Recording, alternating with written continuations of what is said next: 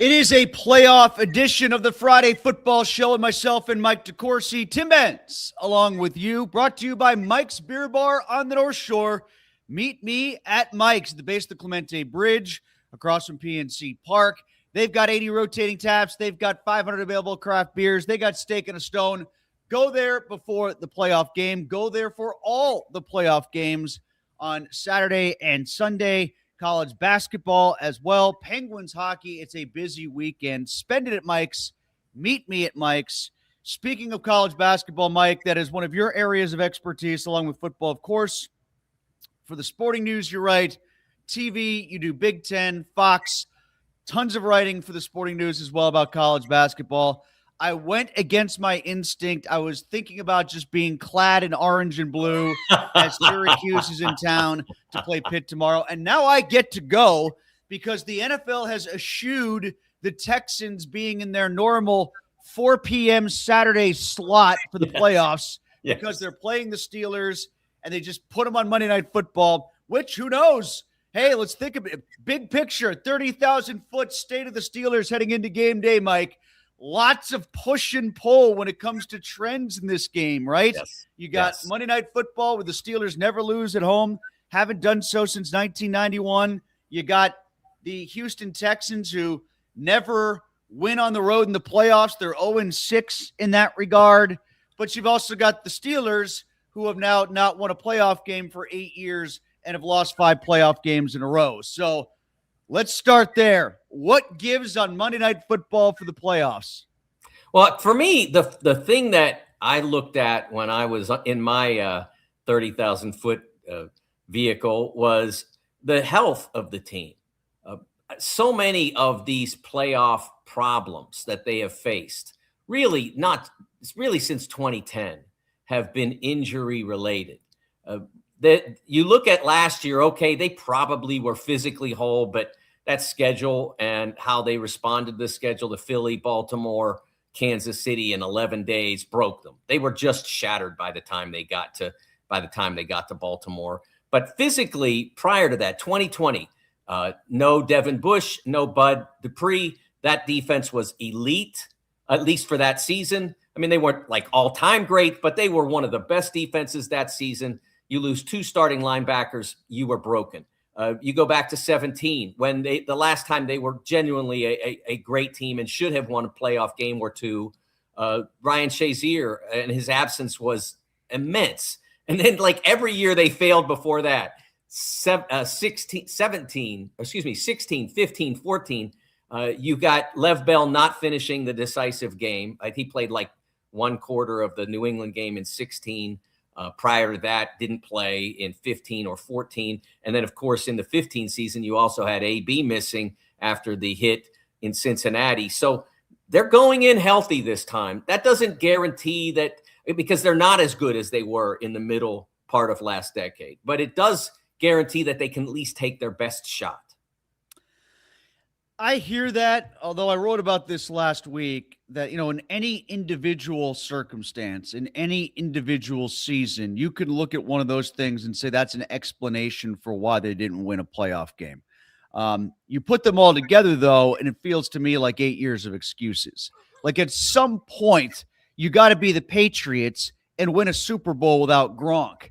At some point, you got to be the Penguins and win a cup without Chris Letang. Or you don't have to do that. You could just win a playoff round or a playoff game if you're the Steelers. And they haven't done that. So I hear you, Mike. I get it. You're right. Those have always been injury-related explanations for why the Steelers have not won a playoff game. But if you have explanations 8 years in a row, it ends up coming off like one big pack of excuses. Well, I understand that. I just think that when you have players that are that pivotal, you're not losing. No, they're not small pieces. These are star like linebackers. Small. Yes, your best linebacker that a guy who was supposed to define your defense for another half decade minimum, and then 2 guys who were absolute superstars at their positions when they were playing. Obviously, they had other concerns in terms of being successful teammates and such. But when they were playing, they were game changers. And when they weren't playing, they were game changers. There's no doubt that not having – I mean, think about how well they played in Denver in the 15 playoffs.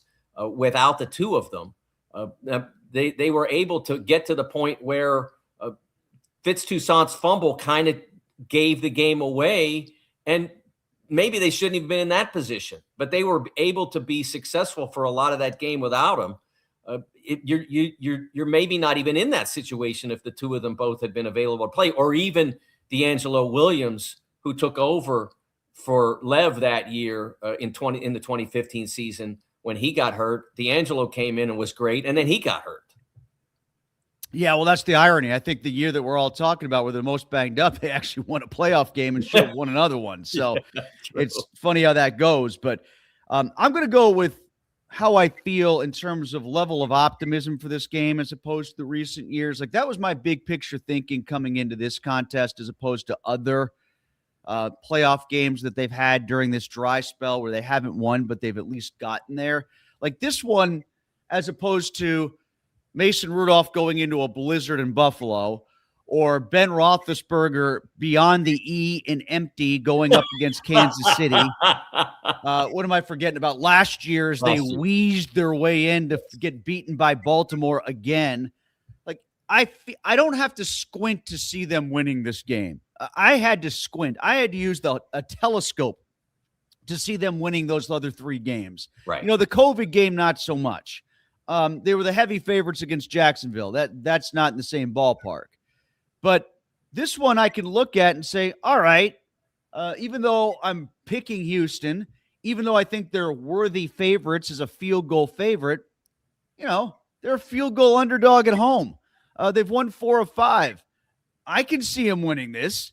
You know, I don't have to manufacture the optimism for this. I just gave you the numbers. Monday Night Football, they never lose. Houston, on the road in the playoffs, they never win. It's Pittsburgh in the wintertime, although it's springtime apparently out there. We're going to have tornadoes and whatever is going to happen outside before this live stream is over. It's 60 degrees, but, you know, it could be in the 40s again, and they're a dome team, and it's like 1 in 14 all time for dome teams under 40 degrees in the NFL playoffs, or some goofy stat like that out there. So you don't have to come up with pretzel logic or twist yourself into a knot trying to come up with the reasons why they can win this game. Houston is not great offensively. Don't have much of a run game. If you were to do, and I'll get to this a little bit more, but kind of break down the matchups, offense versus defense, defense versus offense, you could easily say the defense should win both sides of the ball. And if you say that, well, then it comes down to potentially your ace kicker against their ace kicker. So, you know, I don't have to do some sort of string theory to come up with a notion as to why they're going to win this game, whereas I think people tried to do that going into Kansas City and looked foolish as a result, tried to do that last year going into Baltimore and looked foolish as a result, and certainly did that when they were hoping that they could get one more magical run out of Mason through, you know, the planet Hoth up in Buffalo when they played there a couple years ago. I totally agree with you. It's a better circumstance for the Steelers, and part of that comes from playing at home. I am not an advocate for a 10-7 team playing at home against an 11-6 team. 12-5. 12-5. It should be by the record and not by the division championship. But man, there are people. I've written that column in the past. I didn't bother with it this week, and it's not because I followed the Steelers for 50 years. It just felt like I didn't need to write it again. But it's not the way to do it, but it's the way they do it. And it's always shocking to me when I've written it. I think I've written it twice and put it out there on Twitter. And there's amazing to me how many people who are just fans who really believe in that. Like that's doctrine to them, that you win a division, even if you're 8-9 Carolina, you win a division, you should be at home in the playoffs. To me, it should be like, for instance, how do you feel about it in other sports? How do you feel about it in the NBA, the NHL, and Major League NBA Baseball? doesn't do that now. They changed their format so that it doesn't happen. Wait, so the second seed doesn't go to the other division winner? They do not I do not believe. I believe they go straight 1 to 10 because of the play-in All thing. right. But I believe they go straight 1 to 10. I've always believed. Well, I don't like the NHL playoffs because I don't like you being stuck in your division until you get out. You know what I mean? Unless you're the last wild card team and all that. I just think the conferences should be mixed and matched. But I think it's the same in college football a year ago, where we had the highest ranked conference champions were seeded 3 and 4, even though they were way down in the seed list. I'm not buying that. As in the NCAA tournament, you're seeded 1 to 16, whether you have a conference championship or not. I'm not in favor of this format, but it obviously this time around, as opposed to 2011, when they had to go to Denver and blew the game up there. That's one where I really feel like it's fair to say they blew it. On multiple levels, multiple circumstances, they blew the Denver game. I don't think it would have mattered much the following week because they were so wrecked by injuries, but they should have won that game. They should have had Denver buried long before Tim Tebow became a factor on the overtime pass. Well, you know what, Mike? I mean, I hear your point, but even if they go to 18 games, you're going to play 6 games in division. That means at least a third of the games are going to be within divisional play. So the NFL is setting it up that being a division champ means something. Yeah, but hold on. Why is go ahead. What I was going to say to that point is, like, for instance, hold on, I'm bringing up. So it's the same thing with the Rams. They're coming in with 12 wins. They're going to an 8-9 Carolina team in a 5-4 game. So it's even more disparative than it is with the Steelers and the Texans. And yeah, you do get that sometimes where the last division champ is under 500 or 9-8, something like that. You get a really good team with a really good record. That's the wild card. But so if you're 4 wins better than the team that is playing at home, and you have, like the case of both of these teams, the Texans and the Rams, if you have 12 wins, then that means you have at least 4, 5 on the road. Like, it shouldn't be that big of a deal that it's the only thing that's preventing you from winning. It's going to be other things besides just going on the road that causes you to lose. Well, no, but why have you not earned the preferential treatment? If there's preferential treatment to be had, and there is, because you get to have your fans on your side and they can make too much noise and you got to go to silent count and all that, why have you not earned the preferential treatment by winning more games? Does the division championship mean something? Yes. Carolina is in a playoff that they would not be in were it not for this rule that says division champion gets in. Why it then has to go another step and also get a home game, I don't buy that. Well, you know why? I mean, the practical reason, we all know the practical reason. The practical reason is it's another layer of competition for weeks 17 and 18.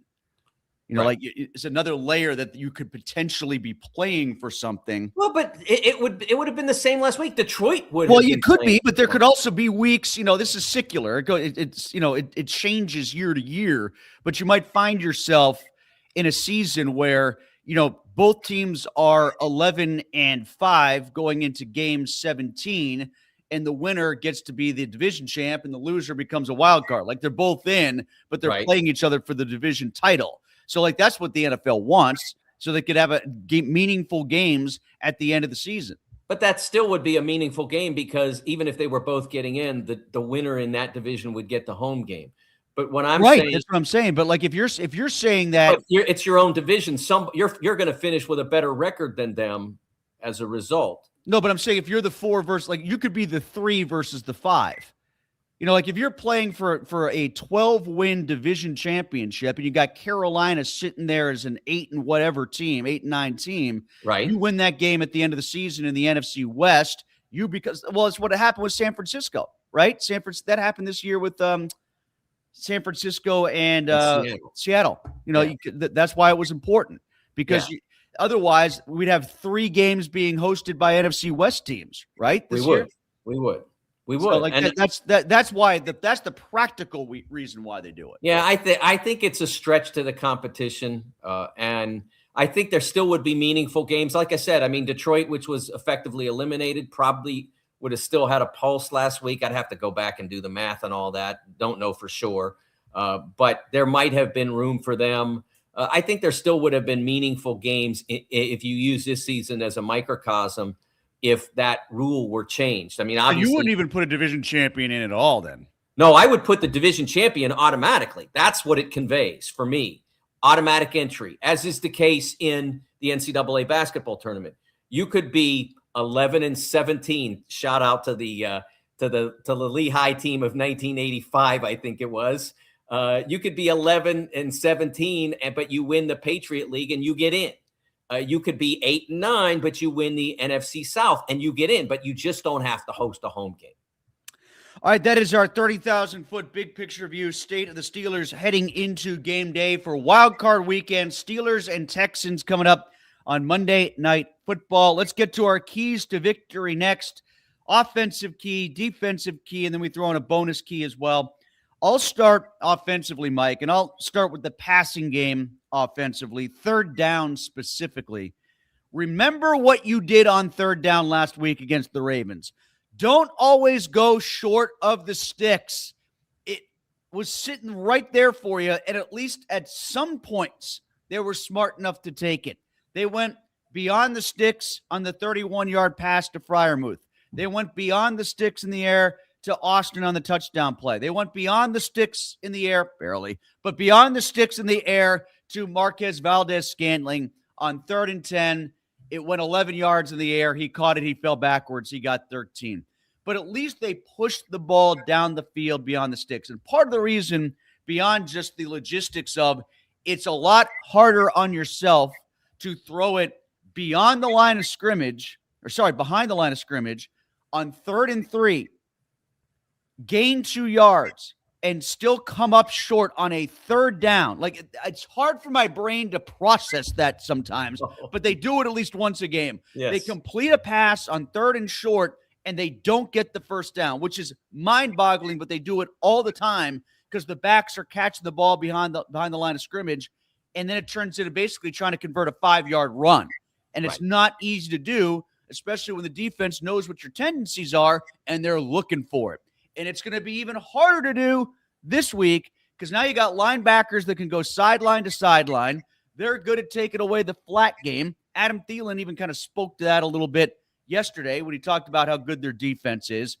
They're going to have to be a little bit more old school and conventional. The ball goes in the air beyond the chains, even if they got a good secondary. And they do, but it's not going to be as easy for you to turn around, dump it in the flat, and hope that Warren and Gainwell can take a 3-yard pass, quote unquote, 6 yards for the first down.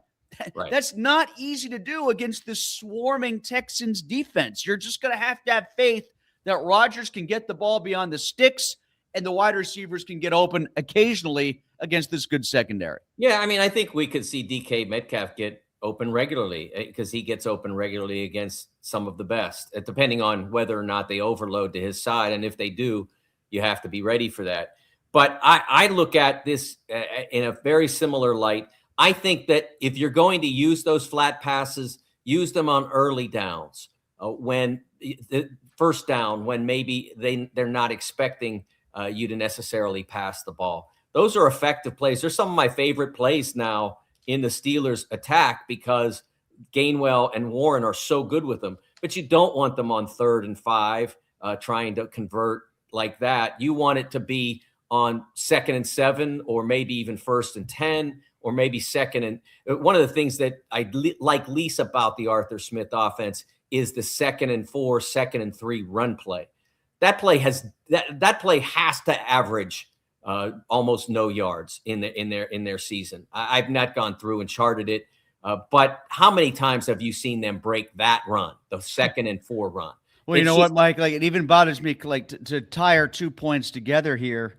They had the 1st and goal run to Gainwell at the end of the first half last week against Baltimore, where they pitched it backwards to go 3 feet forwards. It's like, what are you doing here? And I think you're right about that too, because your point is similar to mine, is that everybody's aware of the tendency. It happens way too often, and it's ineffective too often.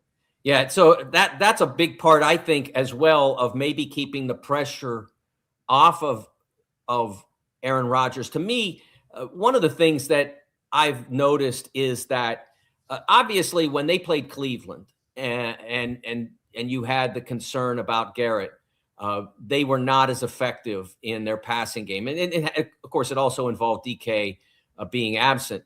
But DK was absent against Baltimore too, and they were much more successful because he didn't face a real pass rush. Well, you're facing the realest pass rush in the league this week. So you have to contain that.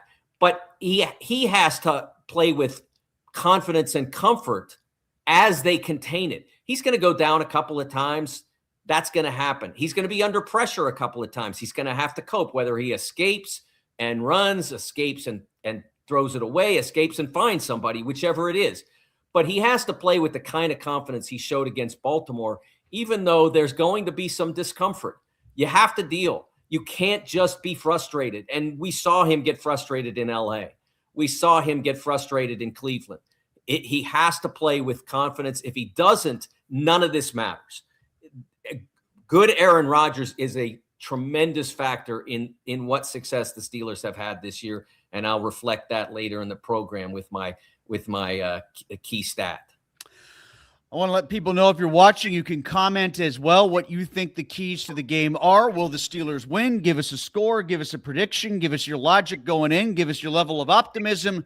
Just post your comments. We got a bunch in advance that we are going to share with you later on in the show before we get to our official predictions. My defensive key is a little less tactical, Mike, and it is more kind of thematic. And it is, if you are the historic defense that you were purported to be before the season, you don't have to be as good as the best defense in football, which is what Houston is, but you got to come close.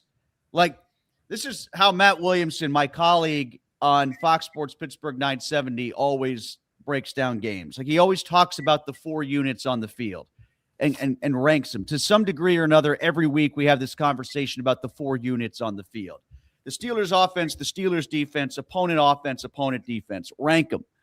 Number 1 clearly this week is Houston's defense. No doubt. I would argue that despite all of their deficiencies and all the oxygen we've used on this show and every other format that we're on, bitching about the Steelers defense, they're actually number 2. I would say that's the second best unit. Would you agree with me on that? I hadn't given it a lot of thought. But I think you can make a great case for that, especially when they're whole as they are now. TJ's back, Harmon's back. Well, let's simplify. Let's simplify it. Like, if one of the 2 offenses is better than the Steelers defense in that 1 through 4 ranking, what is it? Well, I would think it would probably be the Steelers offense. Do you think it is? Because I actually have more faith in the Steelers defense this weekend than I do the Steelers offense. Well, yeah, I do too, because they're facing remember, when you're ranking these 4, the 1 is up here and 2 is probably here. That's the difference. I think the Steelers defense at its best has been very good. What they did to Detroit, what they did to Baltimore in both games, their defense, even what they did for a lot of the game in Cleveland, although Cleveland's not as great a challenge on that side of the ball. I think at their best, they've been very good. They have been a little bit unreliable, and that's problematic in any win or go home situation. It was problematic on Sunday, and it could be problematic on Monday night. I would probably go Houston defense, Pittsburgh defense, and then it's a coin flip. Yeah. And I want change back for my quarter. Like, I'm not wild about either offense here. So, like, probably Houston, then Pittsburgh, but you can not work hard and talk me into the other way and say the Steelers. But my overarching point on the defense is you don't have to be as good as Houston's, but you got to be good enough. You got to be close. And you should be better than Houston's offense. The Steelers defense should be better than Houston's offense. They don't have much of a run game. Their passing game is good. They're good players. C.J. Stroud's good quarterback. Nico Collins is a really good receiver. Right. I like the Iowa State triumvirate that they've got there as depth receivers and Kirk, and they use Schultz. They probably use Schultz better than the Steelers know how to use their tight ends, no doubt. Frankly. Yeah. So, like, there's enough to like there, but the Steelers can win that matchup.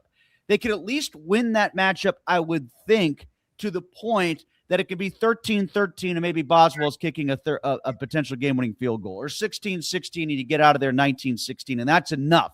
Yes, I would think. but they've just got to deliver, and they have been subpar against better offenses than this, but subpar. Blake Bortles made them look bad in the playoff game not too long ago. So, that's my point about the defense. Well, to your point, Houston's a fairly conventional offense. I mean, they have good play design. They're actually a fairly conventional defense too, but they're just really good at it on the other side of the ball. But what the point I'm kind of trying to make is that the Steelers' biggest problems defensively this year have been against quarterbacks who were threats to either scramble for huge yards or succeed on design runs. Right, because it takes their eyes away from the running back, and then the running back goes nuts. Allen and Cook is the biggest example. Yeah, obviously Josh Allen, Justin Herbert to an extent, Lamar, and even going all the way back to Justin Fields when they had to scrape to beat Hall and Fields, exactly, yes. The worst team in the league. So they don't have to worry about that this week. They can play defense. They don't have to be worried. It's not that C.J. Stroud can't convert a first down if he's not contained and he sees an opening. He's certainly a good enough athlete to do that. But it's not a feature of their offense. He rushed for 200 or so yards on the season. It's not a feature of their offense. They want to get the ball out quicker. It's not an element that they depend upon. So the Steelers can be bit more conventional as well. The plays that happened against Baltimore, the perfect example being the dual sack that became the zero sack and instead became a touchdown for Baltimore that was game changing. That's a very unlikely play to happen on Sunday. You're probably not going to see that. The Steelers would really have to screw that one up. I mean, a lot of people, when that play happened, were like, well, that's Lamar. He's going to do that. Well, if C.J. Stroud did that, you screwed up. So I think that they can feel a little bit more confident in the way they play defense that they can be successful. And I think that's a huge element of why they can win on Monday night. What's your bonus key? Yeah, I would like to see them think through every aspect of the game better than they did in the Baltimore game. And I use first as an example, after Austin scored the touchdown, I think there were 55-ish seconds left on the clock when he scored. And at that point, because the extra point was missed, you're in jeopardy of losing if you give up probably more than one first down. And so to me, at that point, kick the ball out of the end zone, give it to him at the 35 and lock down. And instead, they're like, but we can get 8 more yards out of this and maybe a few seconds. So let's kick it in the zone and cover like we always do, except they didn't cover like they always do. And the guy winds up well past the 40-yard line. Boz practically saved the touchdown there. You see, he did miss the kick, but he kind of saved the touchdown. And that ball they should have thought through that. The game planning of that scenario was not good enough because the 7 seconds or so that you might get off the clock in that circumstance were not a big enough price to pay for the gamble that maybe you make a mistake this time. Remember, when the Steelers, who are very good on kickoff coverage, I'm not condemning that, but when they succeed, it's the 26, it's the 27. That's where they stop guys when they succeed. Rare occasions where the kicker fumbles, the kick returner fumbles the ball and you wind up stopping them at the 18 or whatever, but you're probably gaining 8 yards and losing 7 seconds. And it's not a big enough price to pay. They have to be smarter than that. As well as the play that Ben Skoranek made on the game-winning missed field goal. Look, Skoranek jumping, okay, do it. His jump was clean. It was not leverage, but then he put his hands down as he fell. And a lot of people on Twitter, et cetera, said, oh, they should have called leverage. Well, it wasn't leverage. But what if an official who wasn't paying close enough attention thought he saw leverage?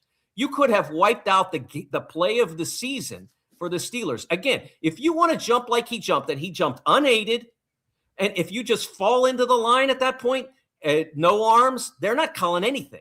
But we have seen that call misapplied in multiple circumstances, including against the Ravens in the Steelers game the first time around, that helped the Steelers win the game. Yeah. So, yeah, by no means can you afford to make mental errors like that. Again, it wasn't a penalty, and I'm not holding Skoranek liable for a penalty there, but it could have been one. Think about what can go wrong if you do what he did, and do the opposite. I'm going to go with special teams as well here. I know you're not literally talking about special teams, but it manifested a lot in special teams. And that's where I'm going with my bonus key. And that is, your good kicker has to be better than their good kicker, and your good kicker needs to be good again. Now, I am not panicking to the level that a lot of people are with Boswell. I think some of this has gotten away from what really happened when we're talking about Boswell's struggles lately. I don't know if that extra point was really tipped or not. I know it was in the play-by-play sheet. I know the guy came close. The point is, he came close. There were two guys running right at his face because Harmon tried to block two guys at once and blocked neither, and they both got through. So that was more on the offensive line trying to block for Boswell than it was on Boswell.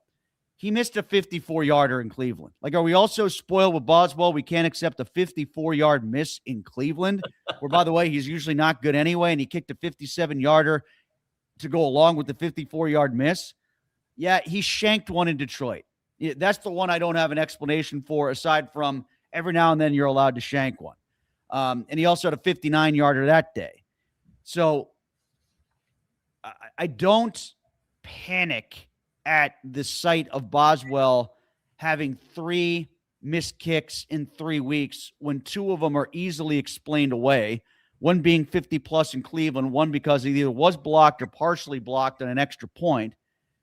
And, oh, by the way, he saved your bacon. I still don't know how he made that kick in Cleveland when Waitman and Kuntz had sort of a bad snap-hold exchange, which we never saw clean on CBS. But whoever was at fault, it was not a clean exchange. Right. And he kicked it in anyway. So yes.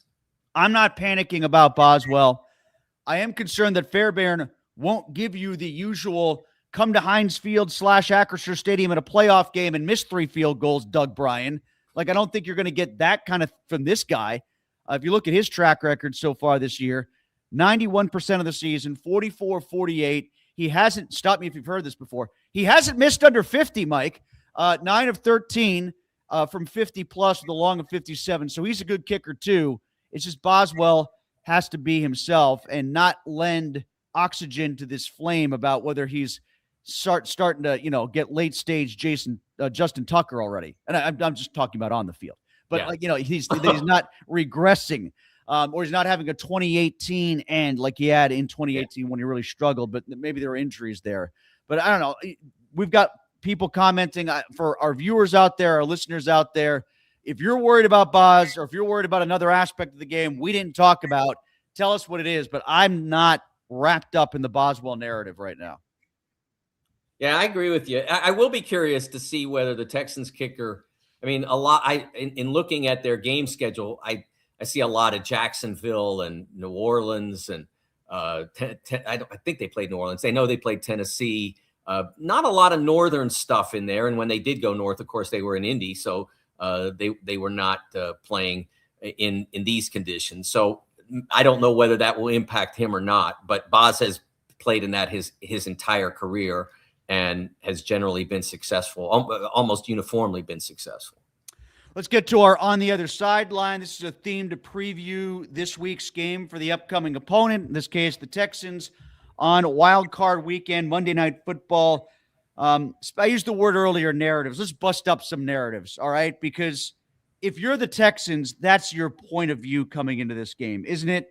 Like, what are you besides just a defense? People say you're just a defense. If I'm a Texans fan, if I'm a Texans coach, if I'm a Texans player, I'm looking at it from that standpoint. We're not just a defense. Our kicker can kick. Our quarterback can throw. We got good wide receivers. We were an afterthought because we got off to a bad start. It took a 9-game win streak just to remind people we were alive. All right. So, that would be my thinking. Can you actually win a road playoff game? Can the Steelers actually be beaten on Monday Night Football, and can we be the team to do it? Is Stroud up there with the other AFC quarterbacks that are sort of in this pantheon that's now starting to crumble a little bit because Mahomes is aging and wasn't there this year, and Jackson is going to be going through a coaching change. Like, is there room for CJ Stroud to climb up that ladder before Trevor Lawrence does, before Bo Nix does, before Drake May really puts a foot down after having a great regular season? To your point, Mike, can an inside team win on the road under 40 degrees if it's going to be under 40 degrees? Are we a 12-5 team that can change all these things, or are we just the Houston Texans? There's got to be a point where you go beyond, they're pretty good, you can count on them to be good, to making a run. Can we make a run? Yeah, I think that's a great point. One of the interesting thing about the Texans is that all but one of their losses came to a playoff level team, which is kind of a scary thing because it takes a playoff team to beat them. But what do you know? That's all that's left are playoff teams. And in the case of the AFC, all that's left are really successful playoff teams. We don't have any Carolinas in the AFC. So that's I think an important component for the Texans. Can they beat the high quality opposition? They have 3 playoff team victories in their 9-game winning streak, but only one in the final 6. And unlike the Steelers, who turned some potential playoff teams into non-playoff teams down the stretch, as they did with Baltimore, as they did with Detroit, there's not a lot of that in the Houston run. There's a lot of Indianapolis, which was shot by the time the Texans. Well, I don't know about that, but go ahead. We'll get. I mean, there's as I mentioned, there's a Tennessee in there.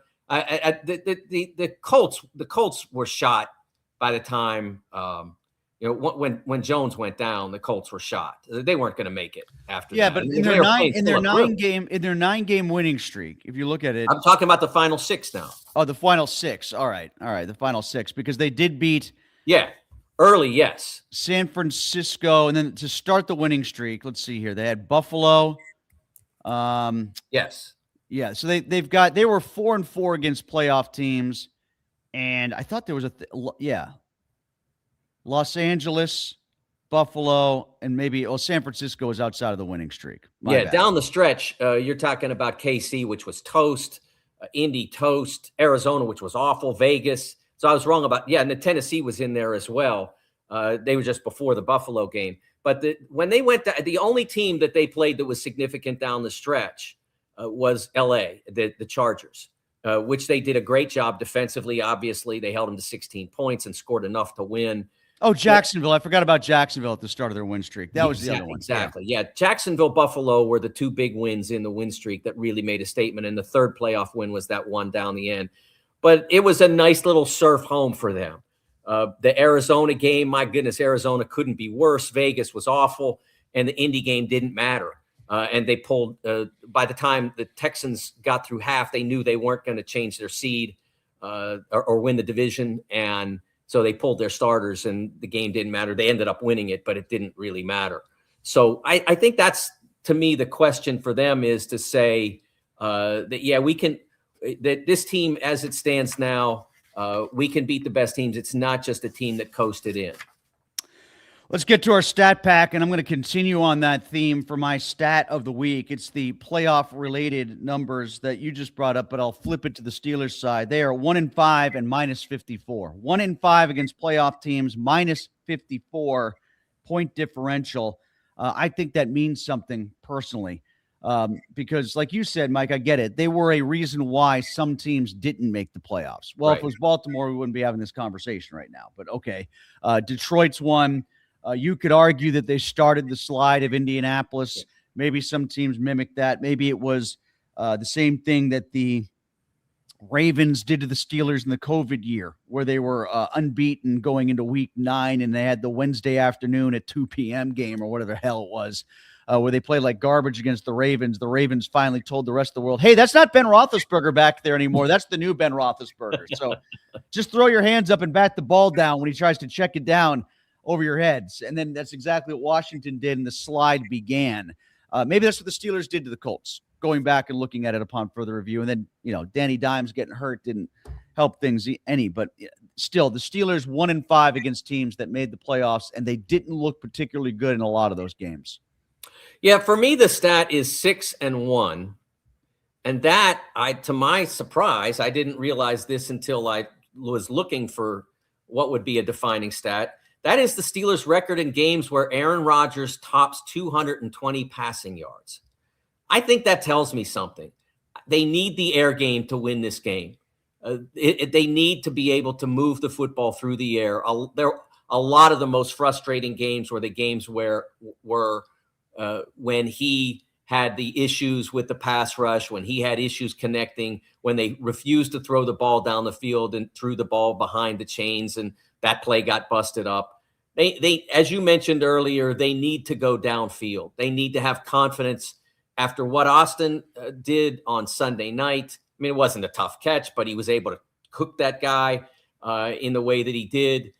You can blame the turf, but the double move was a factor. It's the reaction to the double move. Maybe he doesn't go down, and so maybe it's not a walk-in touchdown, but it's an open play. It's an open catch as long as the ball's on target. It was an easy play. It could have been a comfortable play because the move worked. DK being back, we haven't talked much about that, but what he brings to the offense is immeasurable. And again, if DK doesn't have his interaction in Detroit, I don't think last Sunday's game ever happens. I mean, it's played, but it doesn't play out with the drama that it did, because I think they go up to Cleveland and they beat the Browns, and maybe not easily, but comfortably. And that part of the game for the Steelers is obviously important. The turnovers, they don't lose when they don't turn over the ball. I think the final tally, was 7-1. When they don't, the Cleveland game, they didn't turn it over, and they didn't have any turnovers against Baltimore in the second game. So I believe the final tally was 7-1 when they don't turn it over. So that's a very important component. But this 6-1's pretty huge. I mean, they won 10 games, and 6 of them came with him throwing for more than 220. Yeah, I'll give you a couple other quick numbers here. 0.3. Again, this comes from my buddy Matt Williamson on this one. 0.3, the amount of time Houston plays dime. They are in nickels 74% of the time. So when I said they're excellent but basic, that's what I mean. They are excellent but basic. They put the same guys out there almost all the time. They don't sub all that much. They just play it. You know what's coming, and then you have to try to move the ball against it. And most teams are very ineffective at doing so. And I'll give you one more. This one should be a little bit scary to the Steelers, especially with the way they've won some games recently. Plus 78. Houston's fourth quarter point differential is plus 78. We have seen the Steelers get in the situations in playoff games where they've had to come back, and you knew that they weren't, because you knew that if Kansas City needed points late, they were going to get them. Same thing with Buffalo. You knew that if they made a push against Baltimore last year, they just run the ball and grind it out on the ground, and you'd be screwed. This game, you can't get behind early, because I don't think you're going to be able to catch up late. Right. So they need a better start, because the fourth quarter, or maybe the second half in general, might be a desert point-wise, especially if you are in, hey, Aaron's got a throw mode, and Hunter and Anderson can pin their ears back and really attack. I could spin this stat a little bit in the Steelers' favor, and here's how. Think about some of the Steelers' best performances. The Minnesota game, the Vikings game up in Ireland, the Baltimore 1 game, even the Baltimore 2 game, the Detroit game. All games in which they allowed significant scoring that didn't change the outcome in the fourth quarter. They allowed multiple scoring plays to Baltimore just 5 days ago. They absolutely dominated the fourth quarter, the Ravens did, but the Steelers were able to counter, and they had a lead to begin with.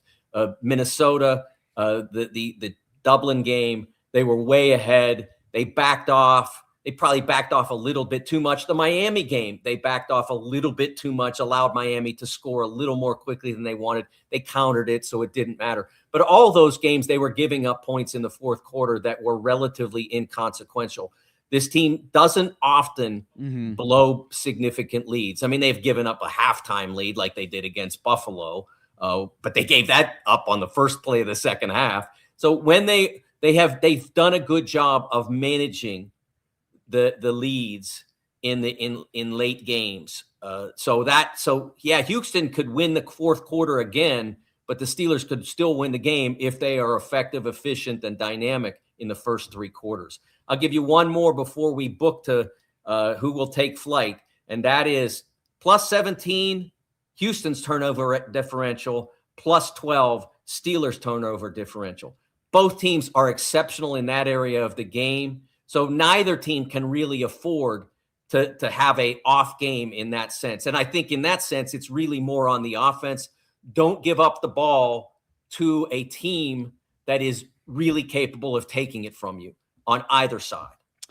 Let's go to who will take flight. That's where we talk about flight night at Mike's. No Monday Night Football, obviously, this week, aside from the Steelers. It's not going to be one of those dippy two-game things. It's a standalone playoff, just the Steelers, just the Texans. You can go there at Mike's across the street from the PNC Park entrance to the outfield, base of the Clemente Bridge. Mike's Beer Bar on the North Shore, and they have flight night. But I don't know if they'll do flight night for this Monday. I'm pretty sure they don't do flight night for Monday Night Football because that gets you in the weeds a little bit. So you're just going to have to drink straight draft and like it. And you will like it at Mike's.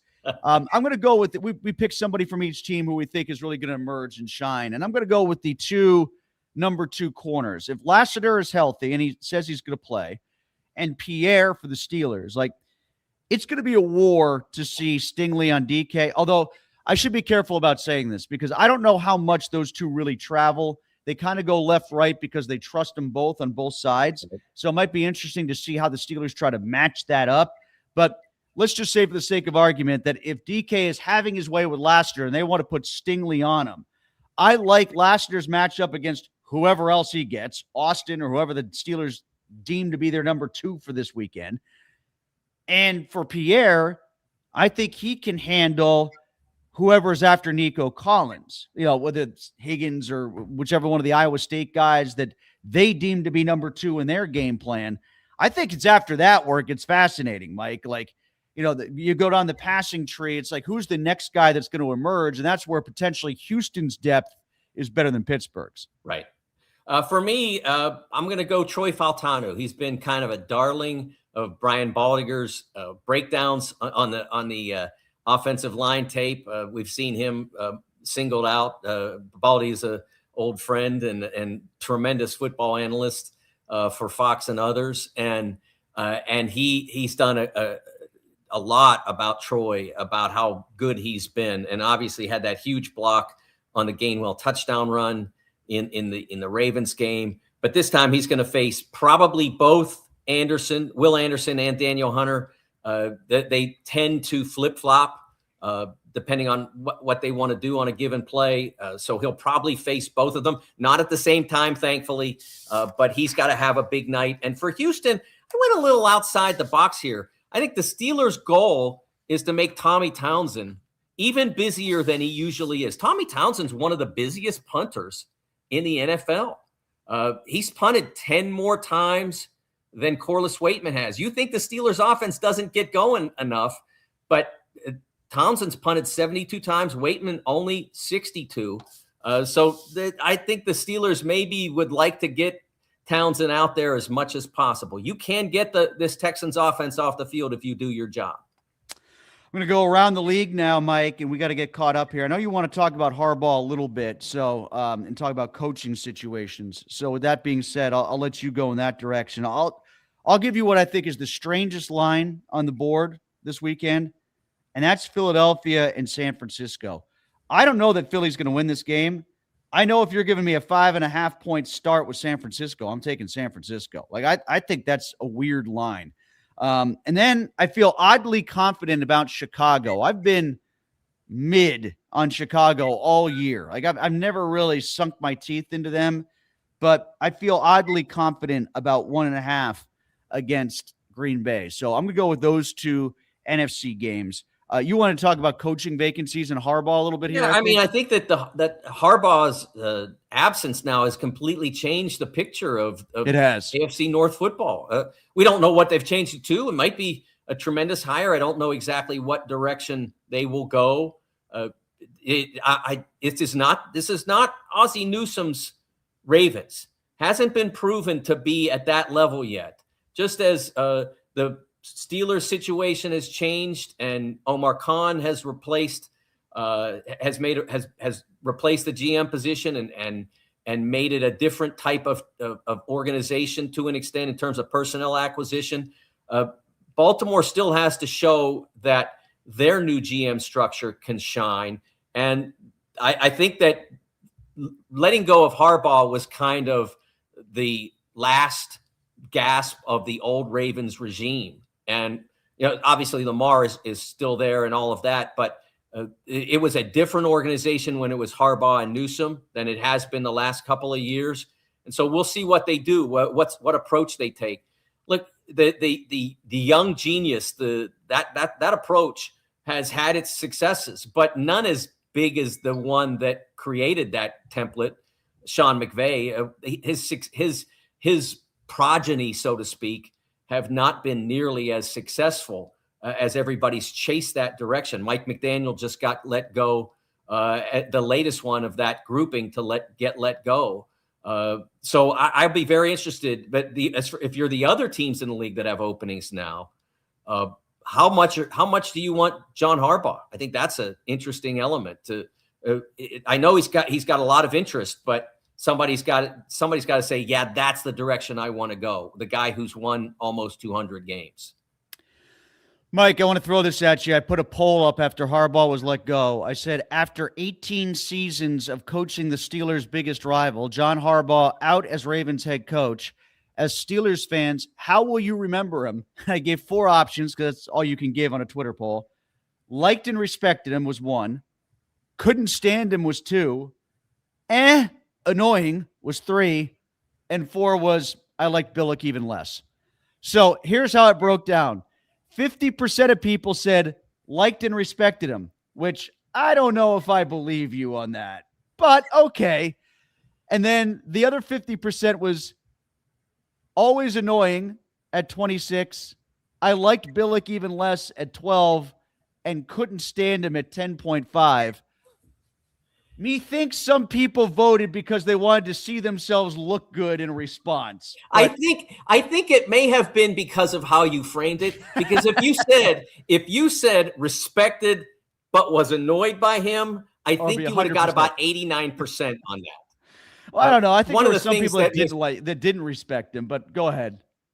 I think the thing about John, I told my wife that I will miss is in those games when the Steelers and Ravens were really competitive and a call went against the Ravens, the disgust on his face, the cameras always caught. They don't even go to Mike when there's a call that goes against him because they're not going to get that look.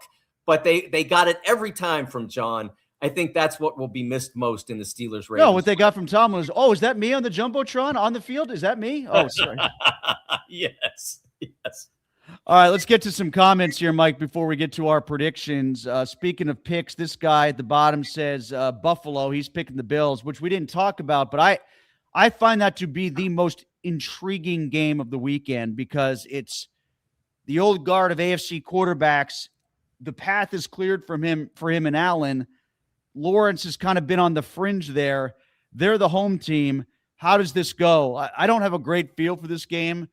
I think I'm going Buffalo. I think I don't know if they're going to win the whole thing, but I think they win this week, but I'm not even guaranteeing they win this week. Yeah, Jacksonville's been really good. I will confess that because of time conflicts and the way the games, I haven't seen a lot of Jacksonville lately. I haven't seen their resurgence. I saw them early when they weren't very good, but I've just seen the scores, and the scores have been impressive. So I agree. It's one of the games that I'll most look forward to this weekend. Pete says, my keys score 1 more point than the other team. Okay, now I know you're being facetious there, but if you look at what happened against Baltimore, that's kind of what it was. Detroit, kind of what it was. And if you want to use that overly simplistic premise to make a bigger point about the Steelers' approach this game, like one thing that drove me crazy, Mike, is you are Mike Tomlin. That is John Harbaugh on the other side of the line of scrimmage. You have coached against each other for 18 years. We've all seen this movie twice a year. It's like watching Christmas Vacation on July 25th and December 25th. You watch it twice a year, right? Christmas and July. You pick this game to decide to be a riverboat gambler and go for it because Pat Freiermuth happened to get a flag. Like, Take the points. It's Ravens Steelers. Yes. Take the points. You got bullied into that by the crowd. You got bullied into that by fourth down mania. Take the points. And like this guy is saying, I know he's joking, but be 1 point better. Well, if Luke makes the kick, they would have been 1 point worse because they left 3 on the field.